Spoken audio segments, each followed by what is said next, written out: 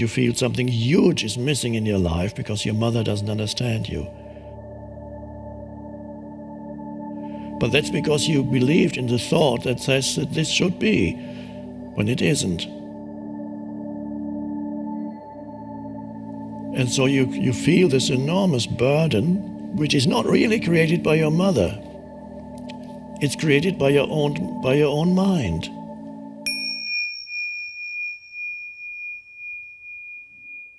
For 46 years, I've been constantly criticized, capital letters, by my mother for everything.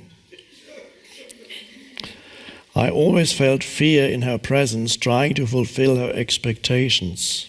I couldn't handle her criticism anymore, and 3 years ago I decided to stop any contact.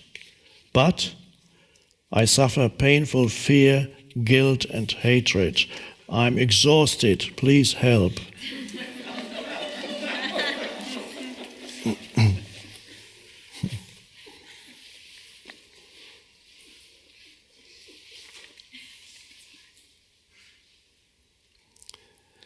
Yes, so you've gone from one unpleasantness into another kind of unpleasantness.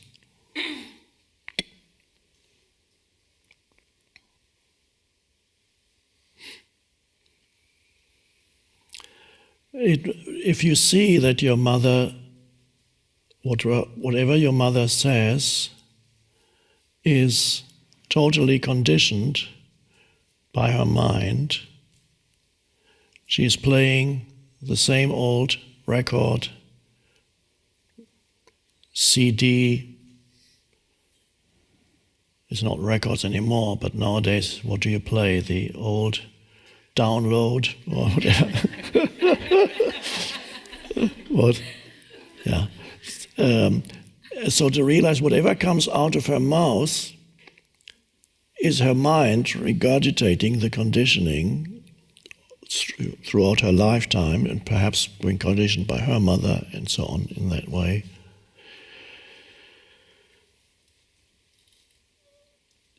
So perhaps you've been thinking all those 46 years or whatever it was that there was some meaning or significance to what your mother said. But basically, it was just the noise of her mind. And she believed in it. She believed that whatever her mind repeated and repeated was the truth. There were certain patterns. She could never get beyond being the mother. She knew better, of course, when you were 4 or 5, but she couldn't let go of the belief that she knew better when you grew up. She couldn't let go of the role of mother. It continues to play in her. And so, can you see that what she is doing is simply a replay of her mind without believing that it has any significance, and so approach her in a state of compassion, because she's completely at the mercy of her conditioned mind. And you don't have to buy into what she says, because, of course, many people think, I need my parents to understand me. I want my mother to understand me. And they feel very unhappy if they're not being understood. And it may be beyond the capability of your mother to understand you. And it certainly is beyond the present capability of your mother to understand you. So she is limited. You have to recognize her limitations in this lifetime. Maybe before she dies, she will go beyond. Before death, it's possible. But for the time being, she's very limited in her state of consciousness. And that is not to look down upon her, but to see it with compassion, that what she does is extremely repetitive. And not to believe your own mind when it tells you that she needs to understand you. I need my mother to understand me. Do you? Yes. Okay. What happens if your mother's understood you? The mother says, now I really understand you, how you live. Oh, thank you. And now what? It's just another same present moment. Or before the mother says, what you do is all wrong, you shouldn't have done this, why didn't you do that? Okay. Same thing. It really makes no difference whether she understands you or doesn't understand you, except that your mind is telling you that it does make a difference. You visit your mother, you have a cup of tea with her, she understands you, you go off and you look at the sky and you take a breath and it's the present moment, and then you remember, oh, my mother understands me. Or you go and have a cup of tea with her and she continues with her old patterns and say goodbye and go off and you look at the sky and take a breath and you say, oh, she's still in her old patterns. Well, that's how it is.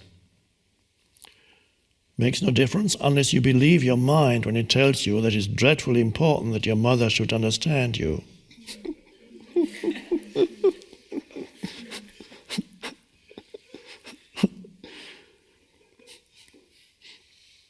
And that happens when you believe every thought that comes into your head.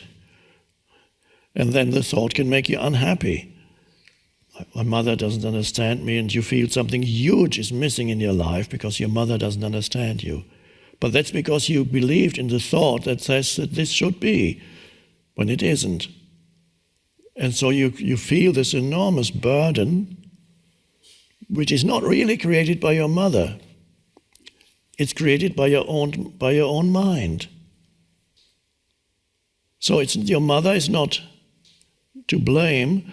You have to see that your own mind is creating this enormous burden. And when you see that, you can let go and allow your mother to be who she is in that particular conditioned form right now, and allow her limitations. I had a similar experience with my mother, although not as extreme as your experience probably. My mother did not continuously criticize me, but she made it very clear that she was unhappy with the choices I made in life. And sometimes she implied it. She said, oh, well, you could have done so much, couldn't you? You had so many chances, didn't you? And with your intelligence, you could have done so much. And I was already 45, and she said, but you threw it away. Oh, well, let's not talk about it, she said.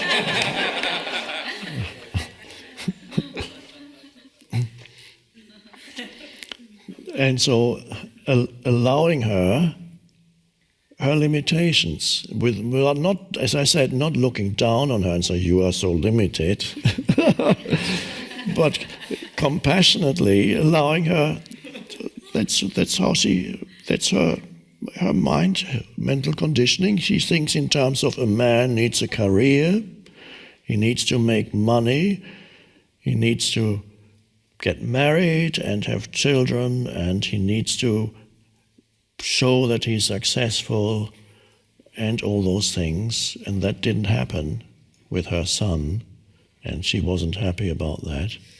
So she couldn't go beyond the conditioning of her mind, because that was conditioned by the particular culture she grew up in. And I could see that, and it was fine. Now, a little earlier we talked about likes and dislikes. I had love for my mother because one could actually glimpse beyond her conditioned mind, and occasionally you could see her being shining through her eyes when she stopped talking. And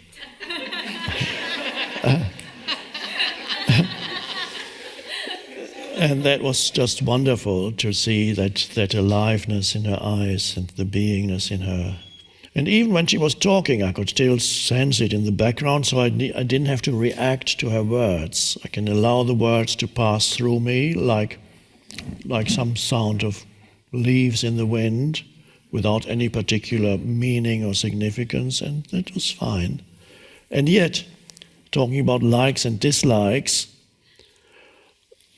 I didn't like staying with her for more than a few days because it got too much.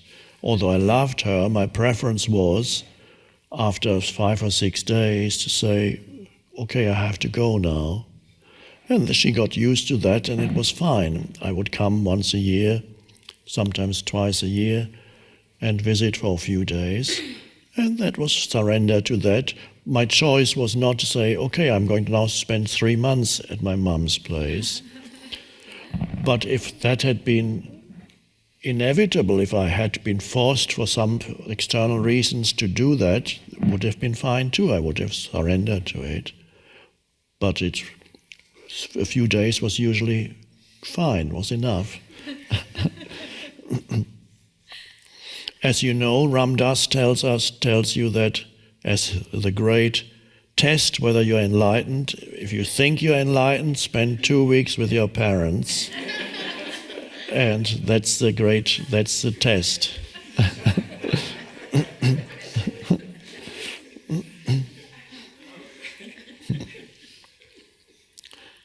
So,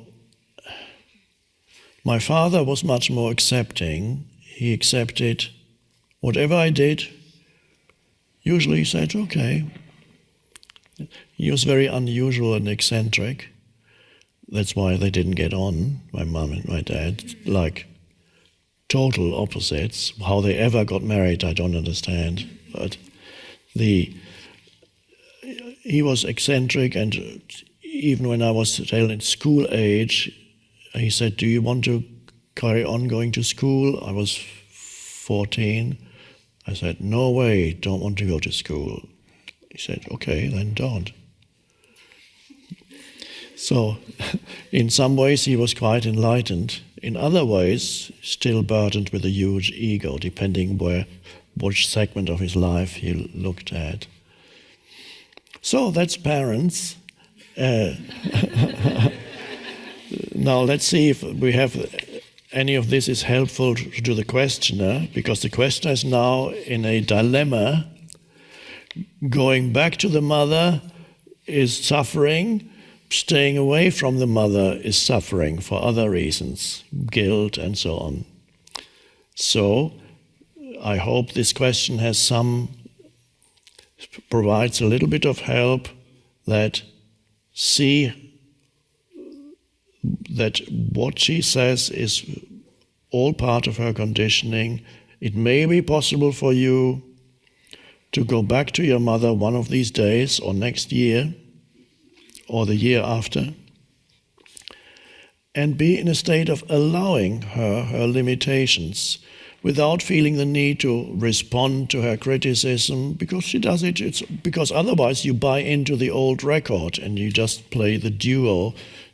Her old record is combined with your old record of defending yourself or justifying yourself and then getting angry, and you play out the same scenario every time you go there.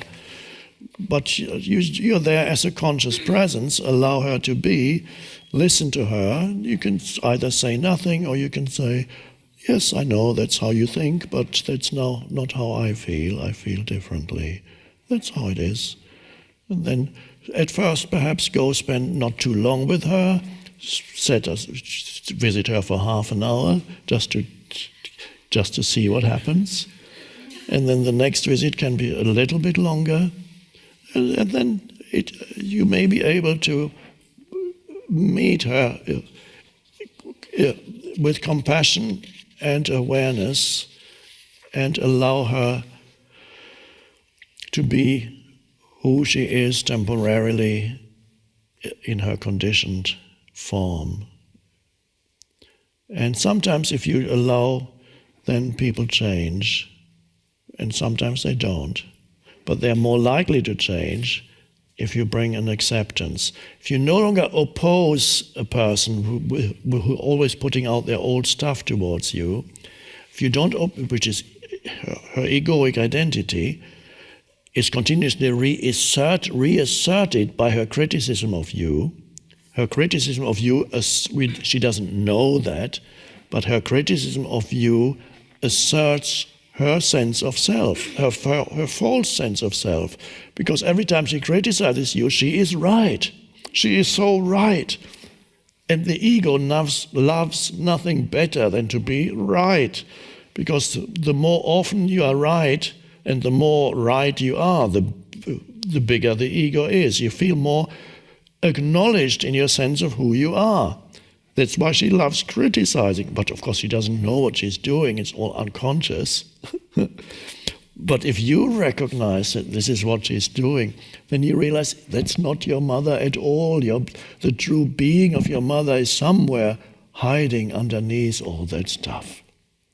It's obscured by all the egoic conditioning. It's hiding somewhere there. But you strengthen the egoic patterns by opposing them. And every time you defend yourself against her criticism, or you start getting angry and you shout back at her, whatever you do, you strengthen her patterns. And you yourself fall into egoic patterns yourself. So you both become more unconscious. Because even your defense mechanisms, the way in which you defend yourself is part of your egoic identity. The victim, you're the victim of your mother. There's the victim identity. There's, yeah, but why don't you leave me alone? Can't you leave me alone? Okay, so don't feed her patterns, which means don't oppose them. It makes no difference what she says to who you are and what you do. You listen. That's okay. That's what you think. That's fine. Or you can use the famous expression that originated in therapy sessions. I hear what you're saying. Or you can say, I hear you. I hear you. It's a nice saying. It's overdone a bit these days, perhaps. And people say, I hear you, even when they're not really hearing you. But if it's done rightly, if it comes from the right place, it's a wonderful thing to say, yeah, I hear what you're saying. As long as it's not followed by, but you are wrong and I'm right.